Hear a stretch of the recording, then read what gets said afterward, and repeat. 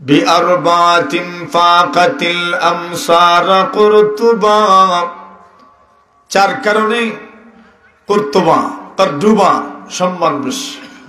এক নম্বর, মিনহুন্না কান্তারাতুল ওয়াদি ওয়া জামিউহা, প্রথম নম্বর হলো কর্দোবা শহরের মধ্যে একটা বড় পুল আছে, ব্রিজ।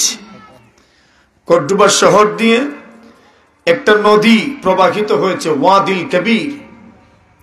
এই ওয়াদিল কবিরের উপর নির্মিত বিশাল আকৃতির যে পুল, ব্রিজ, তৎকালীন যুগে পুরা বিশ্বে এত প্রযুক্তি সম্পন্ন পুল দ্বিতীয় একটাও ছিল না। সুবহানাল্লাহ। তাহলে এই সুন্দর স্থাপত্য নির্মাণের কারণে কর্দোবার মর্যাদা বাড়ছে, এক নম্বর। দুই নম্বর কারণ, আল্লাহর বান্দা বলেন ওয়া জামিউহা, কর্দোবার জামে মসজিদ। সুবহানাল্লাহ বলেন। কর্দোবার জামে মসজিদ, জামে মসজিদের সম্মান বাড়ে। কত বড় জামে মসজিদ? বলছেন 33,150 স্কয়ার গজ, বিশাল বড় ছিল। এত বড় মসজিদ দুনিয়ার আর কোথাও ছিল না। দ্বিতীয় কারণ, কর্দোবার সুনাম সুখ্যাতি বাড়ার পিছনে।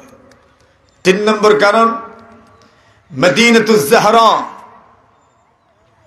মদিনাতুজ জাহরা, যার মাটির নিচে আগের যুগের রাজা বাদশাদের সোনা রূপার বিভিন্ন জিনিসপত্র মিলত। মাটি খুঁড়লেই সোনার উপর নির্মিত তৈরি বিভিন্ন জিনিসপত্র খুঁজে পাওয়া যেত। সুবহানাল্লাহ। চতুর্থ নম্বর কারণ বলে, ওয়াল ইলমু আফদালু শাইইন ওয়া হুয়া রাবিউহা। আল্লাহর বান্দা বলেন, কর্দোবার সুনাম সুখ্যাতি বাড়ার পিছনে তিনটা কারণ বলা হলো। চতুর্থ নম্বর কারণ হলো ওয়াল ইলমু আফদালু শাইইন ওয়া হুয়া রাবিউহা। কর্দোবার সুনাম সুখ্যাতি মর্যাদা বাড়ার পিছনে চতুর্থ নম্বর কারণ হলো ইলম। ইলম, সুবহানাল্লাহ। কি ইলম? বলছেন ওয়াল ইলমু আফদালু শাইইন ওয়া হুয়া রাবিউহা। ইলমের কারণে কর্দোবার মর্যাদা বাড়ছে, আর এটাই হলো 4 নম্বর কারণ। আর এইটাই হইল দুনিয়ার সবচেয়ে উত্তম জিনিস, ইলম। তাহলে বোঝা গেল ইলমের কারণে সম্মান আর মর্যাদা বাড়ে না কমে? আপনারা ঘুমিয়ে গেছেন নাকি? বাড়ে না কমে? ওইটারে সরাই না কেউ, এটা মানে মাথার সমস্যা। এটা আমাদের সামনে কেন এটা? আচ্ছা আচ্ছা আচ্ছা, হুজুরে কষ্ট দিন। মাশাআল্লাহ, কেউ কেউ একটু মহব্বতে তাকে সরাই দেন একটু। ওয়াল ইলমু আফদালু শাইইন ওয়া হুয়া রাবিউহা। ইলম হচ্ছে সর্বোত্তম জিনিস, সর্বোৎকৃষ্ট জিনিস, এবং এটাই হইল চতুর্থ নম্বর কারণ। জিকির করেন লা ইলাহা ইল্লাল্লাহ।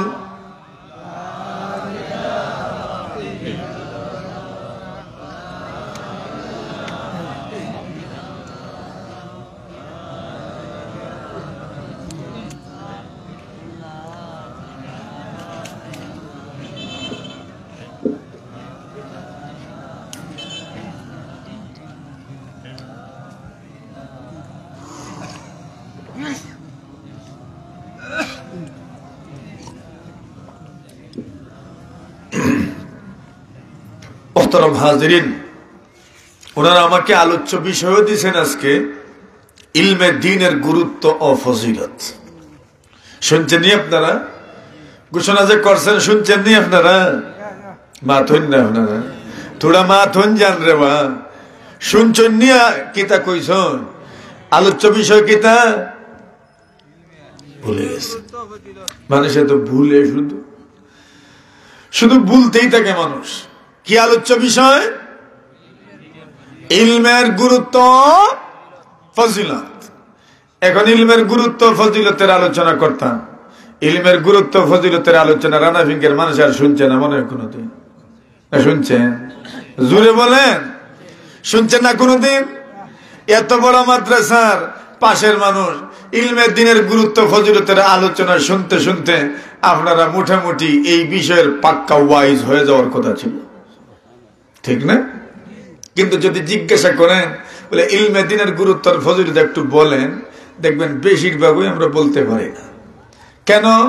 এর পেছনে কারণ হইল শুধু শুনছি ওই জীবনে, এটা মুখস্থ রাখার চেষ্টা করি নাই, এটাকে হৃদয়ঙ্গম করার চেষ্টা জীবনেও করি নাই। ঠিক না ভাই? ঠিক। রাগ করছেন নি আমার কথা? রাগ করিয়েন না। আর করলেই বা কি করার আছে? এত জীবন ওয়াজ শোনার পরেও যদি ইলমে দিনের গুরুত্ব আর ফজিলত সম্পর্কে কিছু বলতে পারি না, তাহলে এর চেয়ে বড় ব্যর্থতা আমাদের জন্য আর কি হইতে পারে? ঠিক না ভাই? ঠিক। এজন্য আসুন আমরা কিছু কথা বলবো এই ব্যাপারে, তবে আল্লাহ যেন প্রত্যেককে এগুলো হৃদয়ঙ্গম করার তৌফিক দান করেন, বলেন আমিন। ইলমে দ্বীনের ফজিলত। আল্লাহ পাক রব্বুল আলামিন পৃথিবীর সর্বপ্রথম মানব আদম আলাইহিস সালামকে সৃষ্টি করলেন। আদমকে সৃষ্টি করার পরে আল্লাহ পাক রব্বুল আলামিন মানুষ সৃষ্টি হওয়ার পরে, মানুষ জন্ম লাভ করার পরে সবচেয়ে প্রথম প্রয়োজন জরুরত কোন জিনিস? তার খাদ্য। কি মানুষ জন্মের পরে কি করে? প্রথমে প্যান্ট পরায় মানুষ না খাদ্য দেয়? খাদ্য দেয়। এরপরে পোশাক টোশাক দাগলে দিলেন। এরপরে থাকার জন্য একটা গুরুত্বপূর্ণ বিষয় হচ্ছে একটা ঘর দরকার। এই জন্যই মানুষ বলে অন্ন, বস্ত্র, বাসস্থান। কয়টা? তিনটা। অন্ন, বস্ত্র, বাসস্থান। একজন মানুষের জন্য খাদ্য দরকার, অন্ন, বস্ত্র দরকার, পোশাক দরকার। 3 নম্বর কি দরকার? বাসস্থান দরকার। থাকার জন্য ঘর দরকার। শয়তানেও ঘর চাইছে আল্লাহর কাছে, শয়তানও আল্লাহ তাআলার কাছে সব চাইছে। এখন আদম আলাইহিস সালামকে আল্লাহ পাক সৃষ্টি করলেন। এখন আদমকে কি দেওয়ার দরকার? খাদ্য দেওয়ার দরকার। এরপরে কি দেওয়ার দরকার? বস্ত্র দেওয়ার দরকার। এরপরে কি দেওয়ার দরকার? বাসস্থান দেওয়ার দরকার। আল্লাহ পাক সবটাই দিয়েছেন, কিন্তু আল্লাহ পাক যখন বর্ণনা করেন তখন প্রথমেই বলেন আমি আমার আদমকে ইলম দান করেছি। জোরে বলে وَإِذْ قَالَ رَبُّكَ لِلْمَلَائِكَةِ إِنِّي جَاعِلٌ فِي الْأَرْضِ خَلِيفَةً قَالُوا أَتَجْعَلُ فِيهَا مَن يُفْسِدُ فِيهَا وَيَسْفِكُ الدِّمَاءَ وَنَحْنُ نُسَبِّحُ بِحَمْدِكَ وَنُقَدِّسُ لَكَ قال إني أعلم ما لا تعلمون আল্লাহ রাব্বুল আলামিন বলেন নবী স্মরণ করেন সেই দিনের ঘটনা যেদিন আমি আল্লাহ রাব্বুল আলামিন আমার ফেরেশতাদেরকে সম্বোধন করে বলেছিলাম আমি আল্লাহ তাআলা দুনিয়ার মধ্যে আমার প্রতিনিধি বানাবো আদম। এরা বলে আল্লাহ মানুষ বানায় কি করবা? এরা তো দুনিয়ার মধ্যে দাঙ্গা করবে, হাঙ্গামা করবে, মারামারি করবে, কাটাকাটি করবে, বিপর্যয় সৃষ্টি করবে। আল্লাহ রাব্বুল আলামিন জবাব দিয়েছিলেন ইন্নী আ'লামু মা লা তা'লামুন, আমি আল্লাহ যা জানি তোমরা তা জানো না। ওই পৃথিবীতে আমার প্রতিনিধি কেন সৃষ্টি করব? পুরা পৃথিবী নিয়ন্ত্রণ করার জন্য, শৃঙ্খলার জন্য আমি প্রতিনিধি বানাইতে চাই। আর এমন গুণ একমাত্র আমি আল্লাহ তাআলা আদম সন্তানদেরকে দান করেছি। সুবহানাল্লাহ। এবার আল্লাহ বলেন কেন? বলে আদমকে কি দিলাম যেটা তোমাদের মধ্যে নাই? ফেরেশতারা দাবি করেছিলেন আমরা তো আছি, আমরাই পৃথিবী সামাল দেব, আমরাই পৃথিবী নিয়ন্ত্রণ করব, আমরাই পৃথিবীর শৃঙ্খলা রক্ষা করব। আদম বানানোর কি দরকার? আল্লাহ বলেন আদম কেন বানাইব? এর পিছনে কারণ হইল আমি আল্লাহ তাদেরকে যা দিয়েছি অন্য কোন জাতিকে তা দেই নাই। জোরে বলে এখানে আল্লাহ পাক কি দিলেন? নিয়ামতে আম্মা وعلم آدم الأسماء كلها আল্লাহ বলেন নবী আমি আমার আদম সারা পৃথিবীর প্রথম মানুষ আদমকে আমি আল্লাহ রাব্বুল আলামিন পুরো দুনিয়ার সব জিনিসের নাম শিখায়া দিলাম। ইলম দিলাম। এটা বলেন আল্লাহ প্রথমে। এরপর বলেন ও আদম وَقُلْنَا يَا آدَمُ اسْكُنْ أَنْتَ وَزَوْجُكَ الْجَنَّةَ وَكُلَا مِنْهَا رَغَدًا حَيْثُ شِئْتُمَا وَلَا تَقْرَبَا هَذِهِ الشَّجَرَةَ فَتَكُونَا مِنَ الظَّالِمِينَ।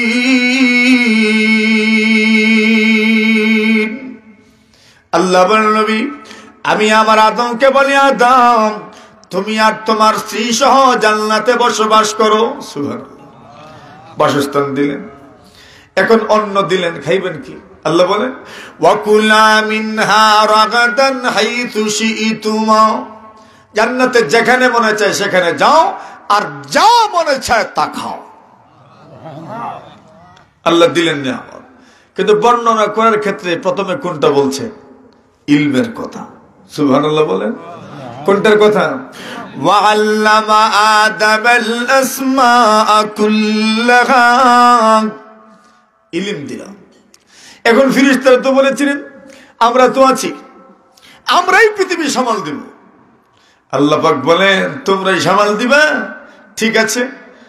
সুম্মা আরাদাকুম আলাল মালাইকা فقال أنبئوني بأسماء هؤلاء إن كنتم صادقين। আল্লাহ বলেন হে ফেরেশতারা, আদমকে যা শিখাইছি এগুলো আল্লাহ পাক ফেরেশতাদের সামনে পেশ করলেন আর বললেন এগুলোর নাম বলো দেখি। সুবহানাল্লাহ। পরীক্ষা নিচ্ছেন কে? আল্লাহ পরীক্ষা নিচ্ছেন। আম্বিউনি বিআসমাই হাউলা, এই সমস্ত জিনিসগুলোর নাম তোমরা বলো। ইন কুনতুম সাদিকিন, যদি তোমরা সত্যবাদী হও। কোন বিষয়ে? যে আমরা এই দুনিয়া সামাল দিতে পারবো, এই কথার উপর তোমরা সত্যবাদী যদি হও তাহলে এই জিনিসগুলোর নাম বলো। এরা বলে আমরা জানি না। সুবহানাল্লাহ। যারা বলে قالوا سبحانك لا علم لنا إلا ما علمتنا إنك أنت العليم الحكيم। ফেরেশতারা বলেন মালিক ওয়াল্লাহ লা ইলমা লানা, লা ইলমা লানা, আমাদের ইলম নাই, আমাদের জানা নাই। ইল্লা মা আল্লামতানা, আপনি যা শিখান তা ছাড়া এক্সট্রা কিছুই আমরা জানি না। ওগো মালিক আপনার চাইতে বড় আর মহান কেউ হতে পারে না। আল্লাহ আদমরে বলেন আচ্ছা দেখি তুমি বলো। সুবহানাল্লাহ। যারা বলেন সুবহানাল্লাহ। আল্লাহ বলছেন আদম তুমি বলো। قال يا آدم أنبئهم بأسمائهم, আল্লাহ রাব্বুল আলামিন বলেন ও আদম তুমি এগুলোর নাম তাদেরকে শিখায়া দাও, জানায়া দাও। আল্লাহ নবী বলেন আল্লাহ রাব্বুল আলামিন জানা দিলেন আদম আলাইহিস সালাম সব জিনিসের নাম বললেন, কোনটার কোন বৈশিষ্ট্য আছে, কোন বিশেষ্য আছে। আল্লাহর ফেরেশতাদের সামনে আদম নবী সবগুলো ঝটপট বলে দিলেন। এতক্ষণ পর্যন্ত পাল্লা সমান ছিল। আদম নবী বলেন উনি তো দাবি করেন নাই, আল্লাহ ওনারে প্রতিনিধি বানাইবেন। ফেরেশতারা প্রার্থিতা ঘোষণা করেছে। বুঝেন তুই তা চেয়ারম্যান ইয়ার মেম্বারের ভাষা। ফেরেশতারা প্রার্থিতা ঘোষণা করেছেন, মনোনয়ন দাখিল করছেন, আমরা হইতে চাই পৃথিবীর প্রতিনিধি। আল্লাহ পাক বলেন হইতে যে কি আছে, কোন গুণে হইবা। আল্লাহ পরীক্ষা নিলেন, দেখি তো এই জিনিসগুলোর নাম বলো। এরা একটাও বলতে পারেন নাই। আল্লাহর পয়গম্বর আদম আলাইহিস সালাম সব জিনিসগুলোর নাম বলে দিয়েছেন। আল্লাহ বলেন এইবার তোমরাই বলো পৃথিবীর প্রতিনিধি কে হবে। সুবহানাল্লাহ। এখন ইলমের মাধ্যমে আল্লাহ পরওয়ারদিগারে আলম, আমাদের আব্বা যিনি, বাপ যিনি, আমাদের আদি পিতা যিনি, উনাকে আল্লাহ পরওয়ারদিগারে আলম ইলমের কারণে ফেরেশতাদের উপর শ্রেষ্ঠত্ব আর মর্যাদা দিয়ে পুরা দুনিয়ার প্রতিনিধি হওয়ার যোগ্যতা দান করেছেন এবং পুরা দুনিয়ার শৃঙ্খলা নিয়ন্ত্রণ রক্ষার জন্য আল্লাহ পাক ওনাকে জিম্মাদার বানাইলেন। কিসের মাধ্যমে বলেন? জোরে বলেন, এই শব্দটা বলেন। কিসের মাধ্যমে? ইলমের মাধ্যমে। ইলমের মাধ্যমে আল্লাহ পাক মর্যাদা দিলেন। এখন ফেরেশতাদের উপর যখন আদম নবী শ্রেষ্ঠত্ব পেয়ে গেলেন, এখন যিনি শ্রেষ্ঠ আর যারা শ্রেষ্ঠ নন তাদের মধ্যে তো একটু পরিবর্তন হওয়ার দরকার এবং একদল আরেক দলকে সম্মান করার দরকার আছে না নাই? জোরে বলেন, সম্মান করার দরকার আছে। ওই আল্লাহ পরওয়ারদিগারে আলম ফেরেশতাদেরকে বলেন, ও ফেরেশতারা, ওয়া কুল্লা লিল মালাইকাতি ইসজুদু লি আদম। আল্লাহ রাব্বুল আলামিন বলেন, আমার আদমকে আমি আল্লাহ তাআলা ইলমের মাধ্যমে শ্রেষ্ঠত্ব দিলাম, এইবার তোমরা আমার আদমকে সিজদা করো। সুবহানাল্লাহ। আদমকে কি করো? সিজদা করো। এরাও খুব ভালো মানুষ, ভালো ফেরেশতা। দেখেন আল্লাহ বলতে দেরি, এরাও সিজদা করতে দেরি করছে না। সুবহানাল্লাহ। ফাসাজাদু ইল্লা ইবলিস, সবাই সিজদা করছে, একজনে করে নাই। কে করছে না?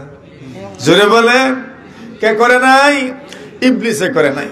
ফাসাজাদু ইল্লা ইবলিস আবা ওয়াস্তাকবার ওয়া কানা মিনাল কাফিরিন।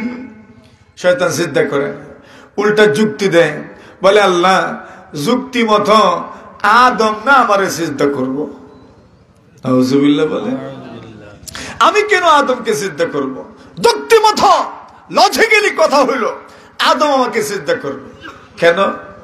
আনা খায়রুম মিন খালাকতানি মিন নার ওয়া খালাকতাহু মিন তিন। শয়তান বলে আল্লাহ আমি আদমের চেয়ে উত্তম, আদমের চেয়ে সম্মান আমার বেশি। কেন বেশি জানেননি? খালাকতানি মিন নার ওয়া খালাকতাহু মিন তিন। আপনি আমারে আগুন দিয়ে বানাইছেন আর আদমরে মাটি দিয়ে বানাইছেন। মাটি উপরে দিয়ে মারলেও নিচে দিয়া, ঠিক না বেঠিক? আর আগুন নিচে দিয়ে করলেও মাথুন না। মেসের কাঠি জ্বালাইনি মাঝে মাঝে, জ্বালাইলে পরে আগুন নিচের দিকে করলে কোন দিকে উঠে? শয়তান বলে যুক্তি মতো আমি হইলাম আগুনের তৈরি, আমারে না আদম সিদ্ধ করব। আদম হইল মাটির তৈরি, এটা উপরে দিয়ে মারলেও নিচে দিয়ে যায়, আর আগুন হইল নিচের দিকে জ্বালাইলেও কোন দিকে যায়? তাহলে বোঝা গেল আগুনের মধ্যে উপরের দিকে উঠার একটা যোগ্যতা আছে। সুতরাং নিয়ম মতো আদম আমাকে সিদ্ধ করতো। নাউজুবিল্লাহ। হুকুম মানছে না, না হুকুমের বিরুদ্ধে গেছে? হুকুমের বিরুদ্ধে, শুধু মানছে না এমন না। আল্লাহ বলছেন নামাজ পড়ো, একজন পড়লো না, সে জানে নামাজ পড়া লাগে, নামাজ না পড়লে গুনাহ হয় এটাও জানে, কিন্তু পড়ে নাই, কবিরা গুনাহ হয়েছে। কিন্তু কেউ যদি বলে নামাজের বিধান এটা ঠিক না, তাহলে এ বেঈমান। সে কি? বেঈমান, তার ঈমানই থাকবে না। সে যদি বলে নামাজের বিধানটাই অযৌক্তিক, নামাজের বিধানটাই ঠিক না, তাহলে সে বেঈমান হয়ে গেল। শয়তান বলে আদম আমাকে সিজদা করবে, আমি কেন সিজদা করব? শয়তান যে যুক্তি দিছে এটা ঠিক নেই। হুজুরে বলে ঠিক নেই, ঠিক না। কেন ঠিক না? আল্লামা ইদ্রিস কানলভী রাহিমাহুল্লাহ তাআলা এক জায়গায় লিখেন, এই দুনিয়াতে সব মখলুকের মাটি লাগে, কিন্তু বহু মখলুক এমন আছে এই মখলুকগুলোর আগুনের জরুরত জীবনেও পড়ে নাই। আচ্ছা বলেন তো, হাঁস মুরগের জন্য মাটির দরকার আছে না নাই? মাটির উপর হাঁটা লাগে, কিন্তু কোনদিন হাঁস মুরগে বিড়ি খাইতে করি আগুন চাইছে? হ্যাঁ, আগুনের কোন জরুরত আছে? নেই। দুনিয়াতে সব মখলুকের মাটির প্রয়োজন, কিন্তু সব মখলুকের কি নাই? আগুনের প্রয়োজন নাই। দুনিয়াতে আগুন এমন এক জিনিস যেটার মধ্যে ফায়দাও আছে ঠিক, কিন্তু ক্ষতির দিকও আছে না নাই? আছে। আর মাটি এমন এক জিনিস যেখানে শুধু ফায়দা আর ফায়দা। সুবহানাল্লাহ। আপনি জমিনের মধ্যে কি রেখে আসেন, এক একটা বিচি রেখে আসেন, কিন্তু আল্লাহ পাক এখান থেকে কত শত ফল ফসল আমাদেরকে দান করেন। সুবহানাল্লাহ। তো মাটির মধ্যে যদি এটা নিচের দিকে আসে, দুনিয়ার সমস্ত উপকারের পিছনে সবচেয়ে বড় দখল আর ভূমিকা হচ্ছে কোন জিনিসের? মাটির। শয়তান এটা বুঝতে পারে নাই, এজন্যই বলছে আদম না আমাকে সিজদা করবে, আদম মাটির তৈরি আর আমি হইলাম আগুনের তৈরি। মিয়া তুমি আগুনের তৈরি ঠিক, কিন্তু মাটির তৈরি জিনিসের ফায়দা আগুনের তৈরি জিনিসের চাইতে হাজার হাজার কোটি কোটি গুণ বেশি, ঠিক কিনা? এজন্য আদম সিজদা করবে না, তুমি সিজদা করো। আল্লাহ পাক সিজদা করার কথা বলেন, সিজদা করলো না। আল্লাহ বলেন যাও আমার রহমত থেকে তুমি বিতাড়িত হয়ে যাও। উখরুজ মিনহা ফাইন্নাকা রাজিম, আমার রহমত থেকে বিতাড়িত হয়ে যাও। শয়তান বলে মালিক আমি যাব, কিন্তু যাওয়ার আগে আপনার কাছে আমার কিছু চাওয়া আছে। কি আছে? রব্বি আনজিরনি ইলা ইয়াউমি ইউবাসুন। শয়তান বলে মালিক কিয়ামত পর্যন্ত আমাকে দুনিয়াতে থাকার সুযোগ দেন। কতদিন? কিয়ামত পর্যন্ত। শয়তান মরতো না একদিন, কিয়ামত পর্যন্ত শয়তান থাকবে দুনিয়াতে। আল্লাহ বলে ওকে, ইন্নাকা মিনাল মুনজারিন, সময় দেওয়া হইল তোমাকে। এইবার বলে আদম সন্তানের রগ দিয়া রক্তের সাথে মিশে যাইতাম, এই যোগ্যতা আমারে দান করেন। সুবহানাল্লাহ, জোরে বলেন। আসেনি শয়তান লাগাইলাম না সাথে। শয়তান বলে আদম সন্তানের রগের আশায় শিরা উপশিরায় চলতে পারতাম, ঢুকতে পারতাম, এমন যোগ্যতা আমাকে দান করেন। আল্লাহ বলেন তোমার এই আবদারও আমি রক্ষা করলাম। সুবহানাল্লাহ, তুমি ঢুকো, আদম সন্তানকে তুমি ঢুকা দাও। এইবার বলে রব্বি আনজালতানি ওয়া হাবাততানি ইলাল আরদ ফাজআললি বাইতা। আয় আল্লাহ, আসমান থেকে যে পাঠাইলা আমারে দুনিয়াতে, দুনিয়া থাকতাম কই? ঘর দেন। আল্লাহ বলেন আল হাম্মাম, সমস্ত বাথরুম গুলা তোমার ঘর। নাউজুবিল্লাহ, সমস্ত বাথরুম কার ঘর? বলেন না কার ঘর? শয়তানের ঘর। এজন্য বাথরুমে ময়লা আবর্জনা যুক্ত জায়গায় শয়তান থাকে। এজন্য এখনকার দুনিয়াতে শয়তানি বাড়ছে কেন? বলে ঘরে ঘরে বাথরুম আছে। কি আছে? ঘরে ঘরে বাথরুম আছে। আচ্ছা বলেন এখন, বলে তো বাঁচতাম কেমনে? বাঁচার সিস্টেম রাসূল বলে দিছেন। রাসূল বলেন ইন্না হাযিহিল হুশুশা মুহতাদারা। আল্লাহর নবী বলেন সবগুলো বাথরুমের মধ্যে শয়তান উপস্থিত থাকে। শয়তান থাকে, জিন্নাত থাকে, গেলেই আপনারে আক্রমণ করে। কেমনে আক্রমণ করে? নবী আরেক হাদিস শরীফের মধ্যে বলেন ওয়া ইন্নাশ শায়াতিন লাতালআবু মিন আওরাতি বানি আদম। আল্লাহ নবী বলেন আপনি যখন লজ্জাস্থান খুলেন তখন শয়তান জিন্নাতরা আপনার লজ্জাস্থান নিয়ে খেলাধুলা শুরু করে দেয়। নাউজুবিল্লাহ বলেন। তো বাঁচবেন কেমনে? শয়তান আমরা দেখেনি? বলে হ্যাঁ দেখে। দুনিয়াতে সবচেয়ে সূক্ষ্ম জিনিসের তৈরি হইলেন ফিরিস্তারা, নূরের তৈরি। ওই নূরের তৈরি ফিরিস্তারা এরা জিন্নাতকেও দেখে, মানুষকেও দেখে। আর আগুনের তৈরি জিন্নাত এরা হইল আরেকটু ভারী জিনিসের তৈরি, নূরের চাইতে ভারী জিনিসের তৈরি। জিন্নাতরা ফিরিস্তা দেখে না, কিন্তু মানুষ দেখে। আর মানুষ সবচাইতে ভারী জিনিস মাটির তৈরি, এই জন্য না জিন্নাত দেখতে পারে না ফিরিস্তা দেখতে পারে। আর ফিরিস্তা জিন্নাতও দেখে, মানুষও দেখে। আর জিন্নাত মানুষ দেখে, ফিরিস্তা দেখতে পারে না। আর মানুষ কিচ্ছুই দেখতে পারে না, ঠিক না?